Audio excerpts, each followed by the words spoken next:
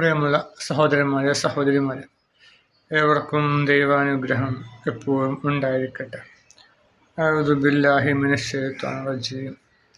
ഇപ്പോൾ കഴിഞ്ഞ വീഡിയോയിൽ നമ്മുടെ ഇവിടെ യാതൊരു രഹസ്യ കൂട്ടുകെട്ടുകളും സ്വീകരിക്കാതിരിക്കുന്നതിൻ്റെ വിഷയത്തിൽ ഞാൻ സംഭവം പറഞ്ഞു. സംഭവം എന്ന് വെച്ചാൽ എനിക്ക് 4 സുഹൃത്തുക്കളുണ്ടായിരുന്നു.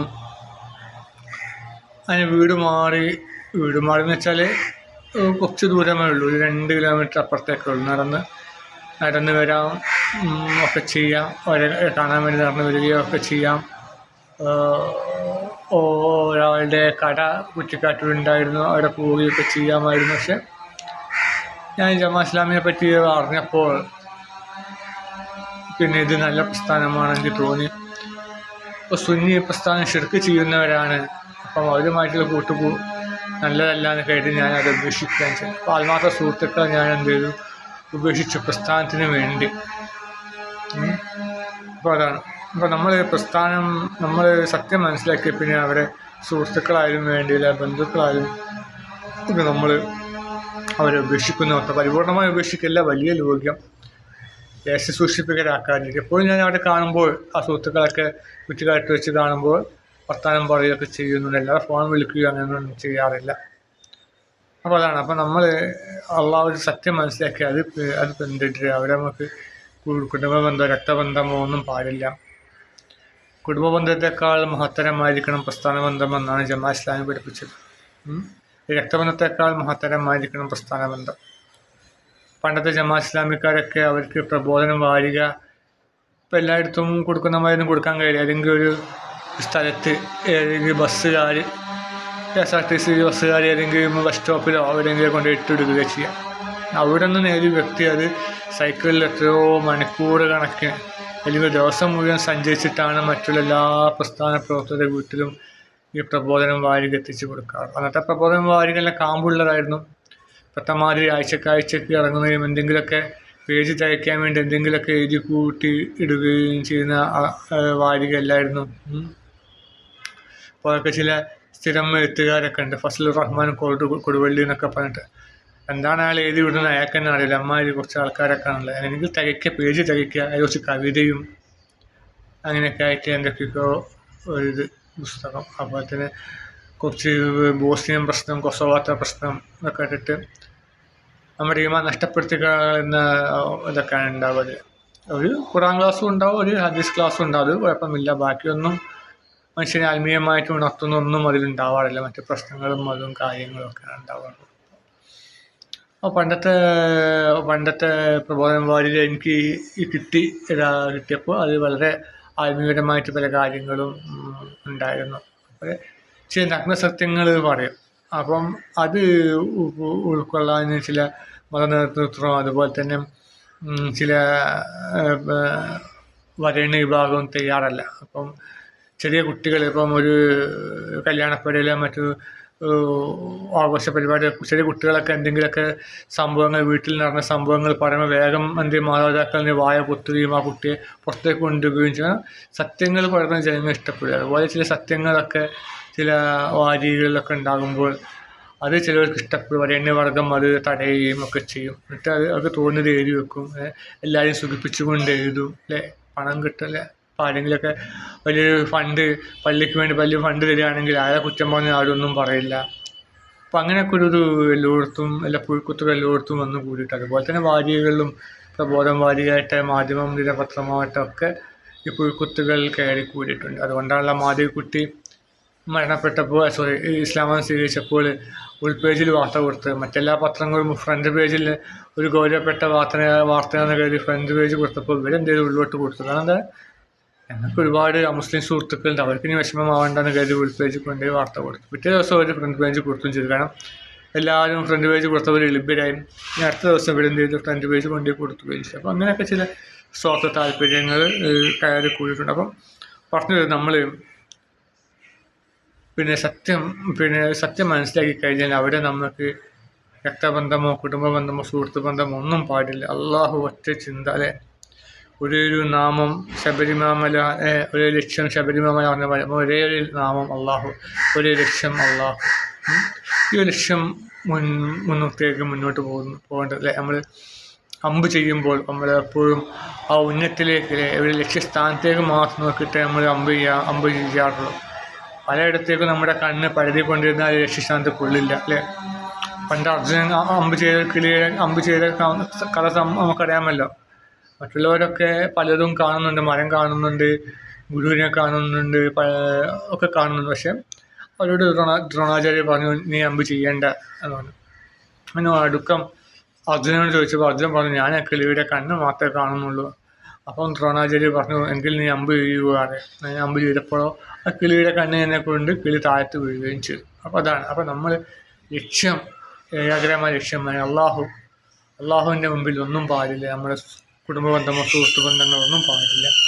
എങ്കിൽ നമുക്ക് യഥാർത്ഥ പുരോഗതി കൈവരിക്കാൻ കഴിയുള്ളൂ. കാലമത്രയും അങ്ങനെയുള്ള പുരോഗതി കൈവരിച്ചത് ആ ലക്ഷ്യം, യഥാർത്ഥ ലക്ഷ്യം സത്യസന്ധമായതുകൊണ്ടാണ്. ആ ലക്ഷ്യത്തിൽ കാപട്യം വന്നു കഴിഞ്ഞാൽ നമ്മൾ തകരും. രഹസ്യ കൂട്ടുകെട്ടും സ്വീകരിക്കാതിരിക്കുകയും ചെയ്തവർ ആരെന്ന് അള്ളാഹു അറിഞ്ഞിട്ടില്ലാതെ നിങ്ങളെ വിട്ടേക്കുമെന്ന് നിങ്ങൾ ധരിച്ചിരിക്കുകയാണോ? അള്ളാഹുവായിട്ട് നിങ്ങൾ പ്രവർത്തിക്കുന്നതെല്ലാം സൂക്ഷ്മമായി അറിയുന്നവനാകുന്നു. അപ്പോൾ ഇതൊക്കെ അള്ളാഹു അറിഞ്ഞിട്ടില്ല, ഇതൊക്കെ അള്ളാഹു അറിയാൻ വേണ്ടിയിട്ടാണ് അള്ളാഹു ഇങ്ങനെ പ്രശ്നങ്ങളൊക്കെ നൽകുന്നത്, മനസ്സിലായി, പ്രതിസന്ധികളൊക്കെ നൽകുന്നത്. അല്ലെങ്കിൽ ലോകം മുഴുവനും ഇസ്ലാമാക്കിയാൽ പോരായിരുന്നു, അല്ലെങ്കിൽ ഇബ്ലീസിനെ സൃഷ്ടിക്കാതിരുന്നാൽ പോരായിരുന്നു. പക്ഷെ അതല്ല, അള്ളാഹു ചില മഹത്തായ ലക്ഷ്യങ്ങളും ഒക്കെ ഉണ്ട്. ഭൂമിയിലെ പ്രതിനിധിയാണല്ലോ, ഖലീഫയാണല്ലോ. അപ്പം ഖലീഫയാവുമ്പോൾ എന്ത് വേണം? അവനെല്ലാ പ്രശ്നങ്ങളും അറിഞ്ഞു വരണം അല്ലേ.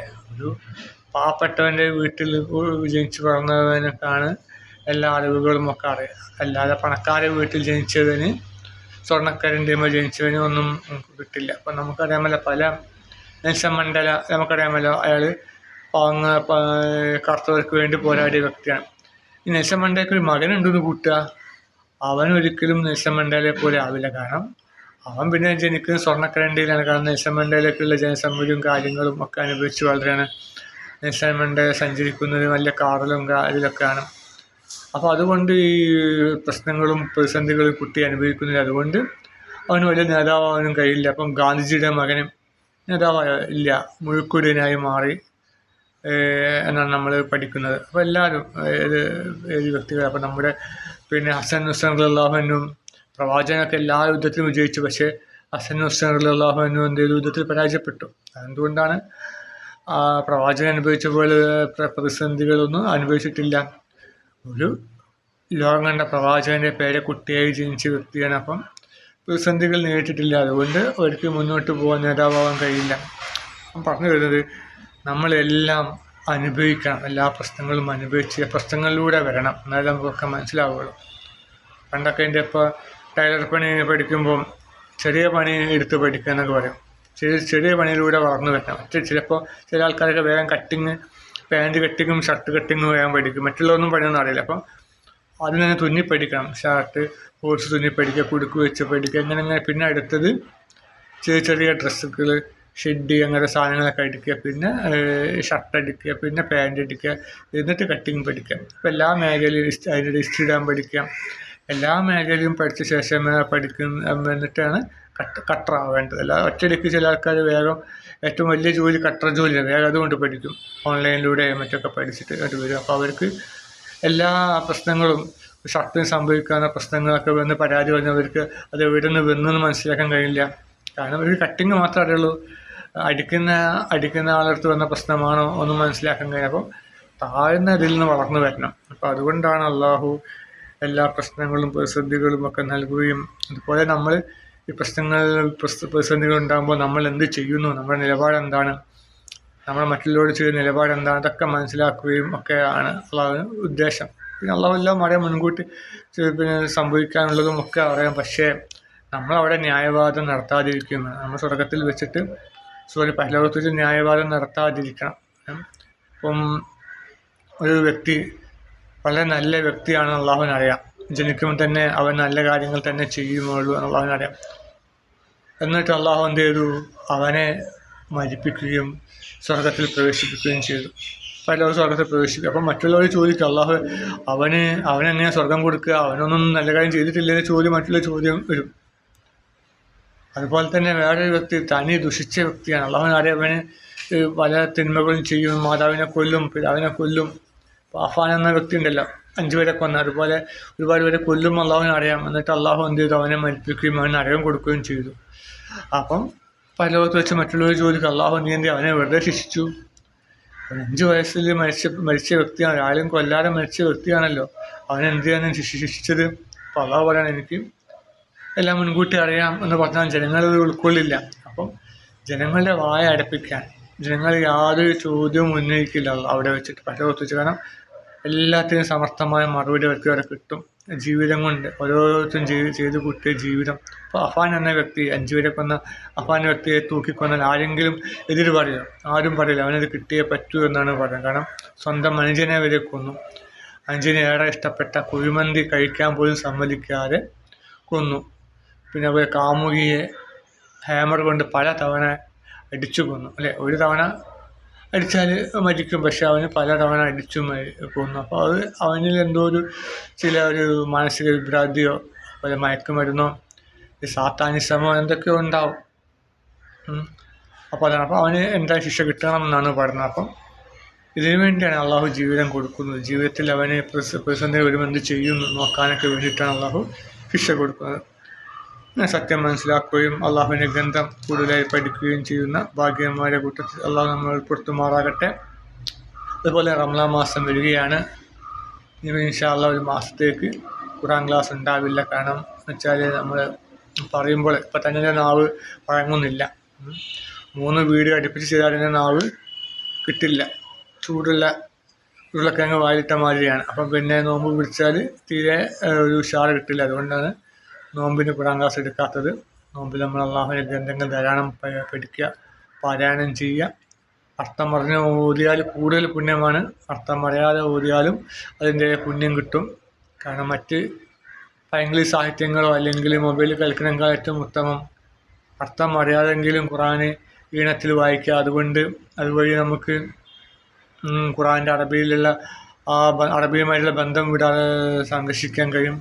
അതുപോലത്തെ കൂടുതൽ നമ്മൾ പാരായണം ചെയ്യുമ്പോൾ നല്ല രീതികൾ നമ്മിലേക്ക് വരും. ഓട്ടോമാറ്റിക്കായിട്ട് കൂടുതൽ പാരായണം ചെയ്യുന്നവർക്ക് കിട്ടുകയുള്ളൂ. അല്ലാണ്ട് നമ്മൾ ഒറ്റയടിക്ക് നമുക്ക് നല്ല രീതിയിൽ പാരായണം ചെയ്യാൻ കഴിയില്ല. നമ്മൾ സ്ഥിരമായിട്ട് പാരായണം ചെയ്യുന്നവർക്കാണ് നല്ല രീതിയിൽ പാരായണം ചെയ്യാൻ കഴിയും. അപ്പം അറബിയിലായാലും പരിഭാഷയായാലും നമ്മൾ ഖുർആൻ പാരായണം ചെയ്യുക, ഹദീസുകൾ പഠിക്കുക, ഹദീസുകൾ കേൾക്കുക. പാരായണം ചെയ്യാൻ സമയം കിട്ടാത്തവർ കേൾക്കുക. നമ്മൾ ബസ് സ്റ്റോപ്പിലും അവിടെയും ഡോക്ടറുടെ അടുത്തൊക്കെ ഒരുപാട് സമയം വിനിയോഗിക്കുന്നു. ആ സമയമൊന്നും വിട്ടുപോകാതെ കഴിയുന്നതും ഇസ്ലാമികമായിട്ടുള്ള കാര്യങ്ങൾ, പ്രസംഗങ്ങൾ ഒക്കെ കേൾക്കുക, ഹദീസ് കേൾക്കുക, പഠിക്കുക. അങ്ങനെ നല്ലൊരു പുണ്യങ്ങളുടെ പൂക്കാലമാക്കി റമളാൻ അള്ളാഹു നമുക്ക് മാറ്റി തരുമാറാകട്ടെ. നമ്മുടെ പാപങ്ങളെല്ലാം പുറത്തു വരുമാറാകട്ടെ. റമളാനിലെ മുഴുവൻ നോമ്പുകളും അതിൻ്റെ ശക്തം ഫളോടും കൂടി നോറ്റി വിട്ടുവാൻ അള്ളാഹു നമുക്ക് തൗഫീഖ് നൽകുമാറാകട്ടെ. ആമീൻ.